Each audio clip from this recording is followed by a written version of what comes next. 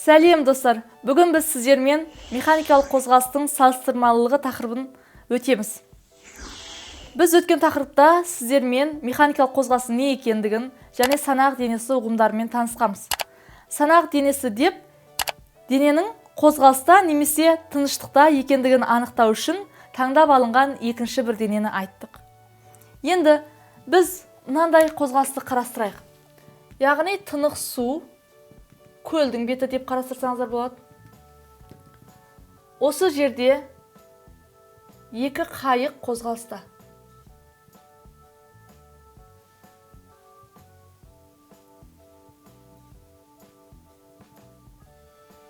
Бірінші қайықтың жылдамдығы 2 метр секунд болса, ал екінші қайықтың жылдамдығы 7 метр секунд болса. Енді жағажайда бір бақылаушы тұрады деп елестетейік. Егер осы бақылаушы екі қайыққа қараса, ол бірінші қайықты 2 метр секунд жылдамдықпен, ал екінші қайықтың 7 метр секунд жылдамдықпен қозғалып бара жатқанын бақылай алады. Бірақ егер мынау бақылаушы болып, мына қайықтағы бірінші қайықтағы, ол екінші қайыққа қараса, ол 7 метр секунд жылдамдықпен емес, ол оған көрінеді, мына қайық 5 метр секунд жылдамдықпен кетіп бара жатқан сияқты.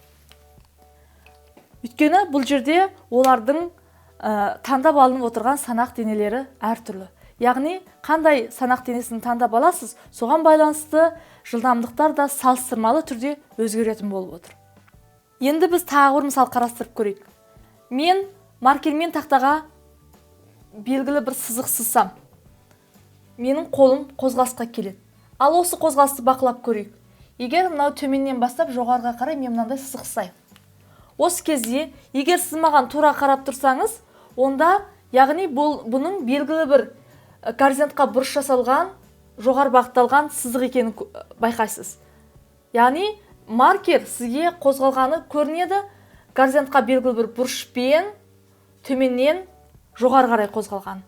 Ал енді сіз оны мына қырынан тұрып қарасаңыз, онда сіз көресіз тек қана маркердің төменнен жоғары қарай ғана қозғалысын байқалай аласыз.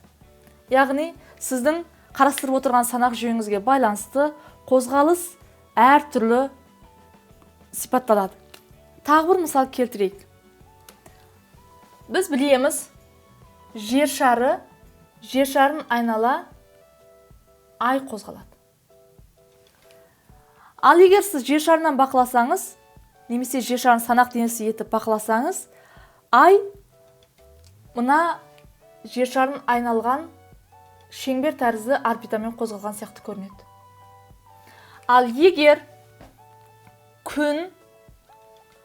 күнді айнала жер, оның айналасында ай қозғалып жүрген қозғалысты қарастырып, күнді санақ денесі етіп алсаңыз, мына айдың қозғалысы сізге жер орбитасының бойымен жүрген серпе тәрізді болып көрінеді.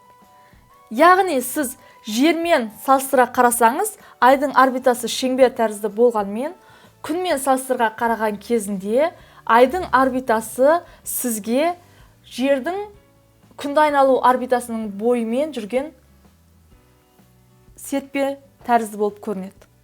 Демек, қозғалысты сипаттау үшін бізге міндетті түрде санақ денесін,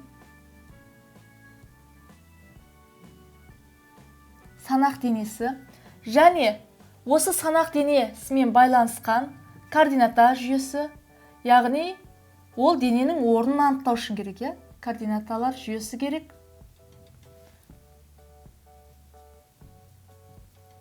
Сонымен бірге бұл қозғалысты бақылауға кеткен уақыт керек. Осы үшеуі арқылы механикалық қозғалысты біз толықтай сипаттап аламыз. Бұл үшеуін біріктіріп, біз санақ жүйесі деп айтамыз.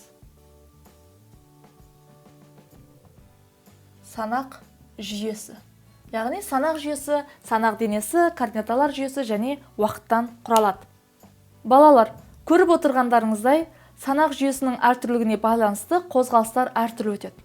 Осы құбылысты Галилей зерттей бастады. Яғни ол тынық көлде екі кеменің ішінде тәжірибе жасады. Бірінші жағдайда Галилей кемені тыныш тұрды деп қарастырды. Яғни жылдамдығы кеменің нөлге тең болды. Ал екінші жағдайда Галилей қозғалып бара жатқан белгілі бір тұрақты жылдамдықпен қозғалып бара жатқан кеменің ішінде тәжірибе жасады. Яғни әртүрлі қозғалыстар жасап көрді. Мысалға, қарастырайық, егер тыныш тұрған кеменің ішінде белгілі бір үстел бар деп есептесек, осы үстелден бір зат құлап түссе жерге, ол белгілі бір уақытта жерге құлап түсті. Ал тура осы құбылысты біз бір қалыпты жылдамдықпен қозғалып келе жатқан кемеде қайталасақ, яғни тура осы үстел, тура осындай биіктіктен осы дене құласа, ол тағы да осындай уақытта жерге түсті. Осы тәжірибелердің нәтижесінде Галилей мындай тұжырымдамаға келді. Егер жүйе тыныштықта болса, немесе оның жылдамдығы тұрақты болса, яғни бір қалыпты жылдамдықпен қозғалса, онда оларда өтетін механикалық қозғалыстар бірдей болады деп қарастырды. Бұл бізде Галилейдің салыстырмалы принципі деп аталады. Балалар, осымен бүгінгі тақырыбымыз аяқталды. Сіздерге түсінікті болды деген ойдамын. Сау болыңыздар.